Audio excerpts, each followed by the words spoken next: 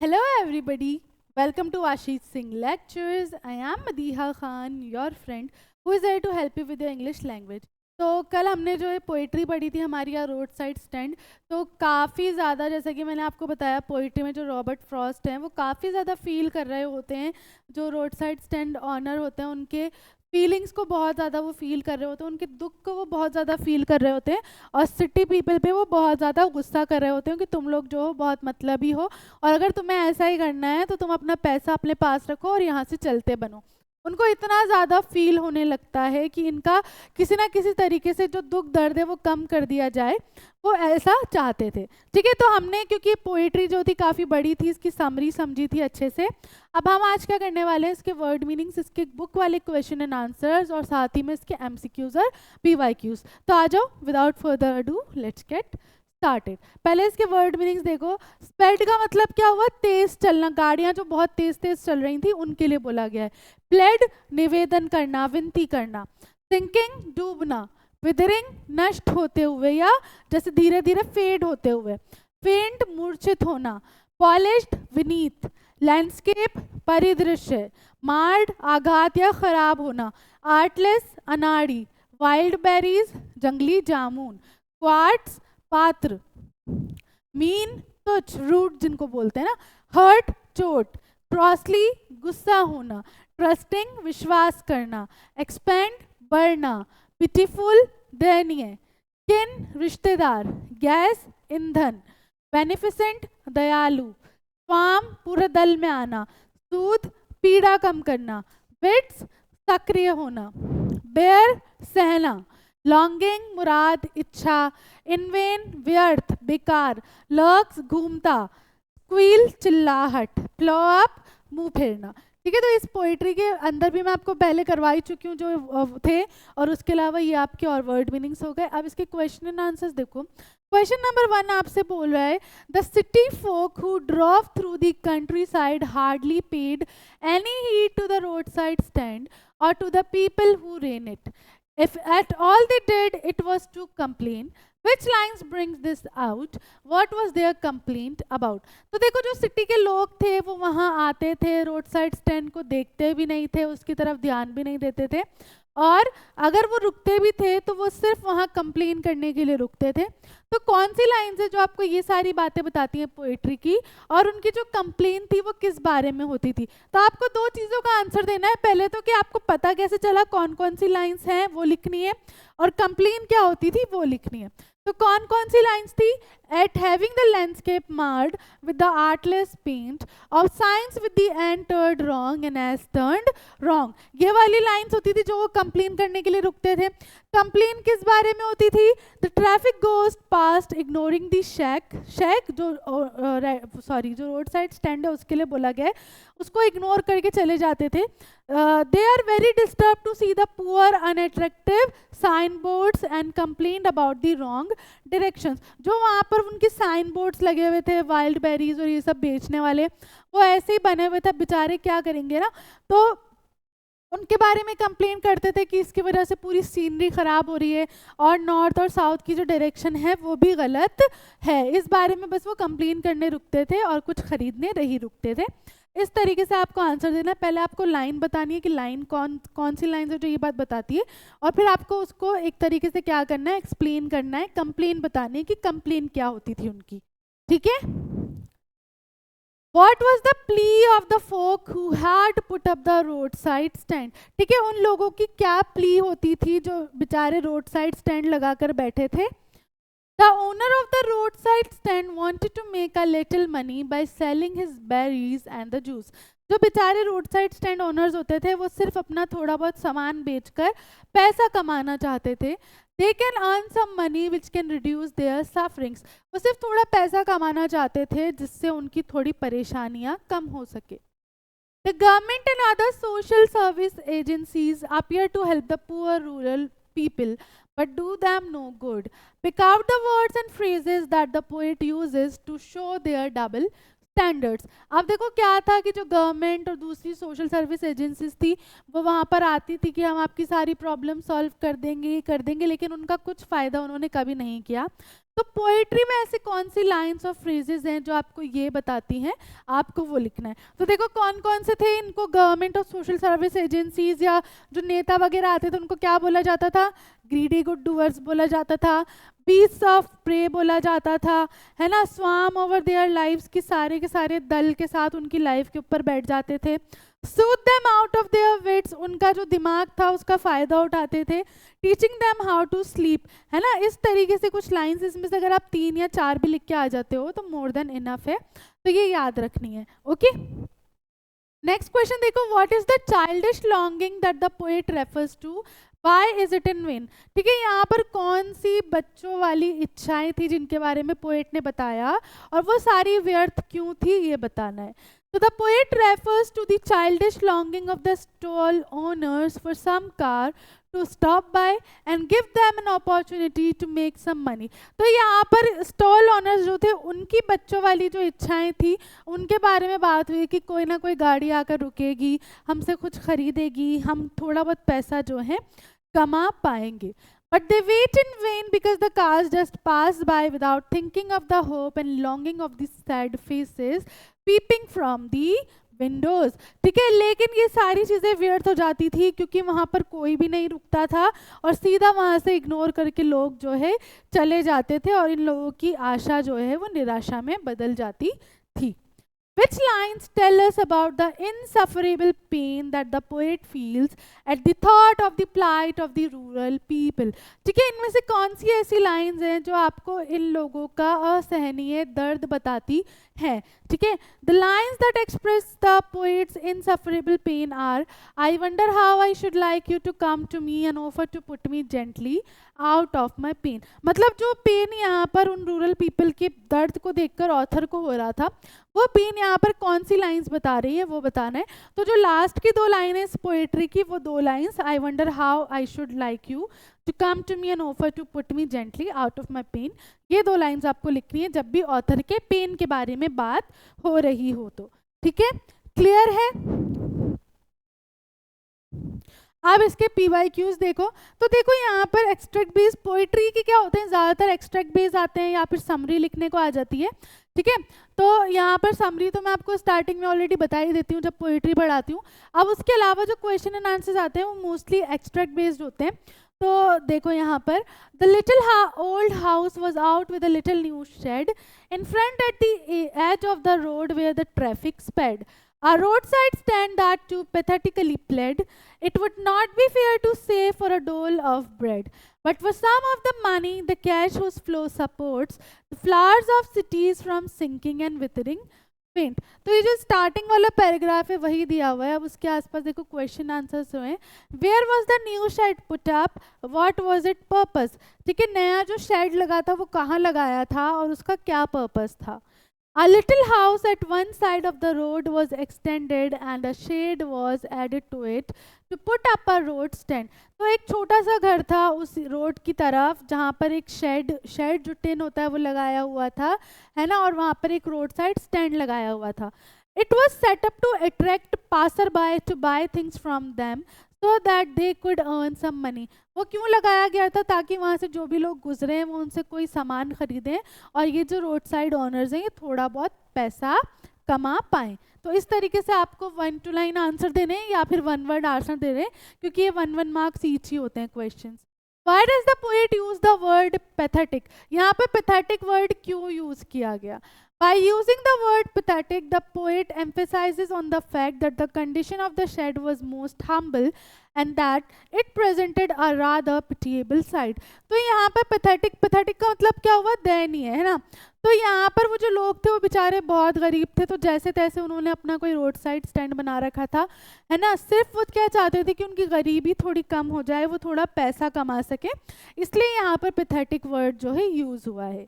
Explain to pathetically played, ये जो phrase लिखा है ऑथर ने, टू पैथेटिकली प्लेड, इसका मतलब आपको बताना है। It was as if putting up the shed the owner was desperately pleading to the rich city folks to stop by at his roadside stand. ठीक है, तो यहाँ पैथेटिकली प्लेड का मतलब क्या है कि यहाँ पर ऐसा लग रहा था कि वो बेचारे इतने डेस्परेट हैं, इतने परेशान हैं कि वो एक तरीके से वो रोड साइड स्टैंड लगाकर विनती कर रहे हो लोगों से कि आइए और हमसे कुछ सामान खरीद लीजिए. buy things from there so that they could earn some extra money. और हमसे कुछ सामान खरीद लीजिए ताकि हम थोड़ा एक्स्ट्रा पैसा कमा सकें. Who are referred to as the flower of cities. यहाँ पर the flower of cities किन के लिए बोला गया है? The flower of the cities here refers to the rich and wealthy city dwellers who can afford the best things. The flower of the cities किन के लिए बोला गया है? सिटी में रहने वाले अमीर और धनी लोगों के लिए जो हर कुछ अफोर्ड कर सकते थे.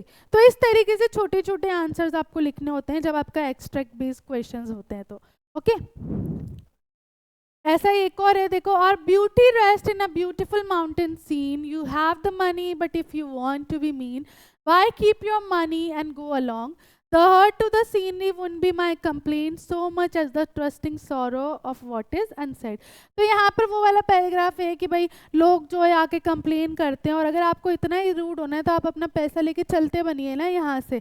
ठीक है, मेरी कंप्लेन जो है वो सीनरी से नहीं होगी कभी भी, बल्कि उस चीज़ से होगी जो बेचारे ये लोग हैं, जो इनके चेहरे पर दुख दिख रहा है, जो ये बोल भी नहीं पा रहे, वो देखकर मैं कंप्लेन करना चाहता हूँ. What attraction does the place offer? वहाँ पर जो जगह थी वहाँ पर क्या अट्रैक्टिव चीज़ थी? The place offers a scenic view of the beautiful mountains. वहाँ पर जो थे, जैसा कि देखो फर्स्ट में ही लिखा है, और beauty rest in a beautiful mountain scene. तो वहाँ पर सीनिक व्यू था किसका? सुंदर माउंटेन्स का, पहाड़ों का. What should one do if one wants to be mean? अगर किसी को मीन होना है तो उसको क्या करना चाहिए? If one wants to be mean, he can keep his money and move on ahead.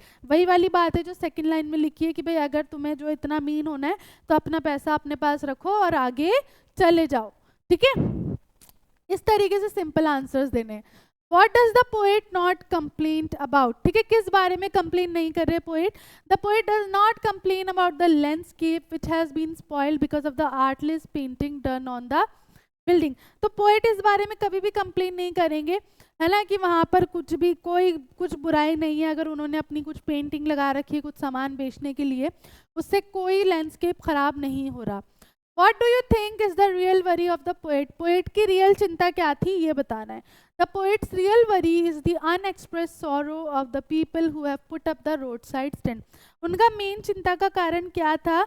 इन लोगों का दुख जो ये बयां भी नहीं कर सकते थे, वो उनका मेन चिंता का कारण था. क्लियर है? इस तरीके से छोटे छोटे आंसर्स बनाओगे. अब इसके एमसीक्यूज और पीवाईक्यूज देखो. Who is the poet of a roadside stand? बहुत इजी क्वेश्चन है.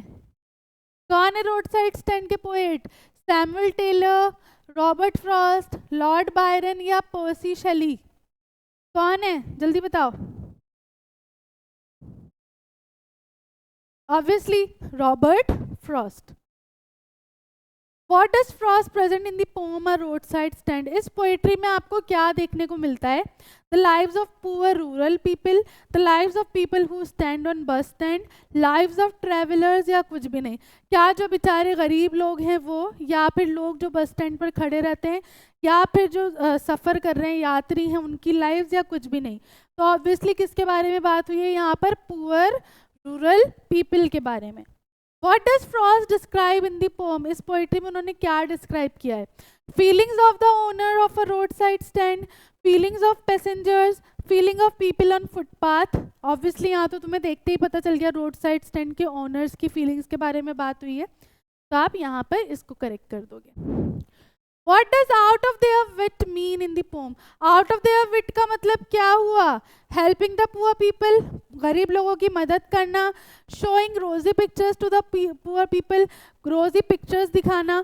By fooling and exploiting the poor people to their own benefit, खुद के फ़ायदे के लिए इन गरीब लोगों के साथ जो है उनको बेवकूफ़ बनाना, उनका फ़ायदा उठाना, या सब कुछ. तो इसमें आउट ऑफ देयर विट वाला कौन सा है? उनको बेवकूफ़ बनाना अपने फ़ायदे के लिए. What does support the flow of cities? Support the flow of cities का मतलब क्या है यहाँ पर? Obviously flow of money की बात हो रही है ना. What is the childish longing that the poet refers to? देखो ये अभी सेम हमने क्वेश्चन भी किया था, तो इसका आंसर तो आपको बहुत इजीली आना चाहिए. तो ये आपका होमवर्क है। अभी जस्ट मैंने इसका आपको आंसर बताया था, तो इसका आंसर आप मुझे कमेंट सेक्शन में बताओगे, ठीक है। Why did a stopping car react? ठीक है, स्टॉपिंग कार जो है वो क्यों रिएक्ट करती थी? Two point out at the wrongly marked NS directions, to buy some items, to appreciate their hard work, to soothe the villagers. वो क्यों रिएक्ट करती थी कि भाई एन और एस जो डायरेक्शन है वो गलत हैं, या फिर वो कुछ सामान खरीदने के लिए रुकती थी, या फिर इन लोगों की मेहनत को सराहती थी, या फिर इन विलेजर्स की पीड़ा कम करती थी? तो वो क्यों रिएक्ट करते थे? क्योंकि वहां पर एन और एस के डायरेक्शन, नॉर्थ और साउथ का डायरेक्शन गलत था। Which word in the poems mean fading? Fading यहाँ पर कौन सा वर्ड बता रहा है? Withering. What is the poets called to the polished traffic passing ahead? ठीक है, जो लोग ये पॉलिश ट्रैफिक जो अमीर सिटी के लोग हैं उनको बोला जा रहा है ना, उनको वो क्या बोल रहे थे? ही एडमायर्स दिस, क्या वो उसकी प्रशंसा कर रहे थे? He is indifferent to this, insensitive थे? He condemns this indifferent attitude of the city folk and feel the pain of the rural folk. तो ऑब्वियसली आंसर से यहाँ से सेंटेंस से ही पता चल गया कि भाई वो जो है रूरल पीपल की फीलिंग्स को फील कर रहे थे, और वो किन से नाराज थे? इन पॉलिश ट्रैफिक से नाराज थे। तो आराम से बहुत इजी क्वेश्चन एंड आंसर्स आते हैं, आप बहुत इजीली इनको कर सकते हो, इसमें इतना कुछ भी नहीं है, ठीक है। अब कुछ इसके क्वेश्चन एंड आंसर्स हैं वो भी देख लो।